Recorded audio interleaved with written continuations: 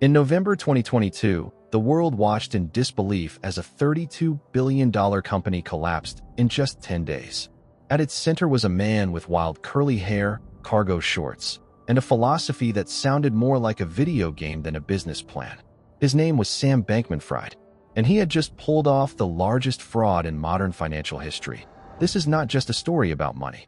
It is a story about genius, deception, and the terrifying truth that anyone can be fooled when the illusion is built well enough. Welcome to Dark Fortune. Sam Bankman-Fried, or SBF as the world came to know him, was born in 1992 in California. His parents were Stanford law professors. He grew up in an environment of intellectual rigor, but young Sam was different. He wasn't interested in law or medicine. He was interested in math, logic, and something called effective altruism, a philosophy that says you should earn as much money as possible, only to give it all away. It sounded noble. It was the perfect mask. After studying physics, SBF entered the world of finance. He worked at a quantitative trading firm, then discovered something more exciting: cryptocurrency. In 2017, he saw that Bitcoin was trading at different prices on different exchanges. In the US, one price. In Japan, another. The difference was small, but if you bought low and sold high fast enough, you could make millions. This was called arbitrage, and SBF built a trading bot to exploit it. The bot worked. Money poured in. In 2019, he founded his own crypto exchange, FTX. The name stood for Futures Exchange. But behind the sleek branding, something dark was already brewing. From the very beginning, FTX was not a normal company. It was headquartered in the Bahamas, in a $40 million luxury penthouse overlooking crystal blue water. SBF and his inner circle, mostly young people in their 20s, lived and worked together. They slept in beanbag chairs, dated each other, and played video games during meetings. It was marketed as startup culture, but it was actually a house of cards. Here's how FTX was supposed to work. People deposited their real money, dollars, Bitcoin, Ethereum, onto the FTX platform. They traded with it. FTX made money from fees. The money was supposed to sit safely in custody, untouched. But SBF had another company too, Alameda Research, his hedge fund. And Alameda was secretly using FTX customer deposits to make its own risky bets. This was not legal. It was fraud. 2021, the crypto market was booming. FTX became a household name. SBF bought Super Bowl ads featuring Larry David. He put his name on the Miami Heat basketball stadium. Tom Brady and Gisele Bündchen became brand ambassadors. SBF's face was everywhere. He met with politicians, donated millions to both Democrats and Republicans, and testified before Congress. He wore a suit for the first time. He looked like a visionary. He was actually a thief. In early 2022, the crypto market started crashing. Bitcoin fell.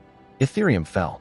Alameda's risky bets started losing millions, but it was not their money. It was FTX customer money. Instead of stopping, SBF doubled down. He moved more customer funds to Alameda. He lent money to himself through a maze of shell companies. The hole grew deeper. By mid-2022, the gap between what FTX owed customers and what it actually had was billions of dollars. Then came the trigger. In November 2022, a news website called CoinDesk obtained a leaked balance sheet from Alameda Research. The document revealed something shocking. Most of Alameda's assets were not real cash or Bitcoin. They were FTT, a digital token that FTX itself had created. It was printed out of thin air. It had no real value. The entire empire was built on monopoly money. The article went viral. People in the crypto community started asking questions. Then, Changpeng Zhao, the CEO of rival exchange Binance, tweeted that he was selling all his FTT tokens, worth over $500 million. Panic erupted. FTX customers rushed to withdraw their money. They requested over $6 billion in withdrawals in just 72 hours. But FTX did not have the money. The vault was empty. SBF scrambled. He called investors. He called competitors. He even called Binance for a bailout. For a brief moment, it looked like Binance might acquire FTX. But after reviewing the books, Binance walked away. The issues are beyond our control or ability to help, they said. The gap was too big.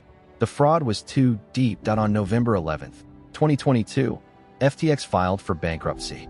SBF resigned. The company's 1.2 million customers were left with nothing. Some lost their life savings. Some lost their businesses.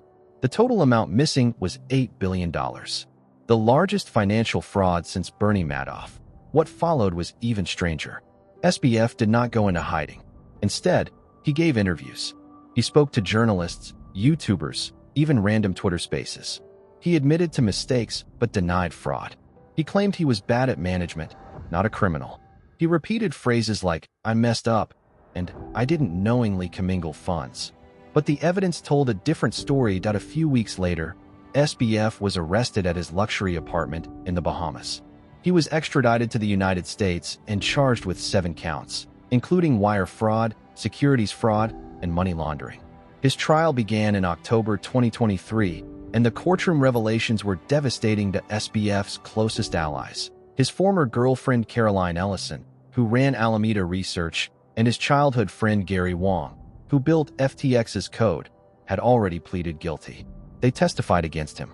They revealed how SBF knowingly directed them to move customer money, how he falsified balance sheets, how he called Alameda's secret spending a backdoor, how he knew it was illegal, but believed he was too smart to get caught. In November 2023, the jury reached a verdict in just 4 hours. Guilty on all counts.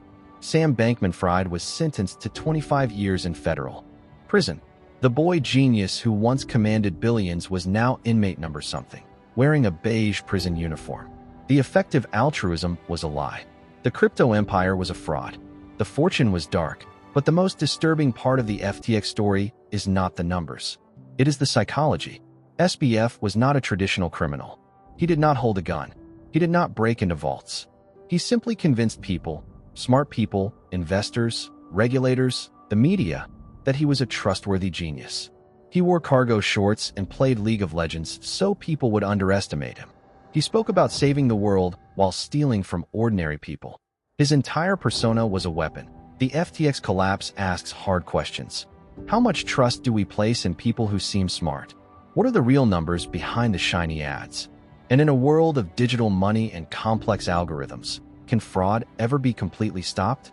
The answers are not comfortable. Dark Fortune will continue to uncover these stories, the hidden scandals, the billionaire cons, and the terrifying truth behind the money.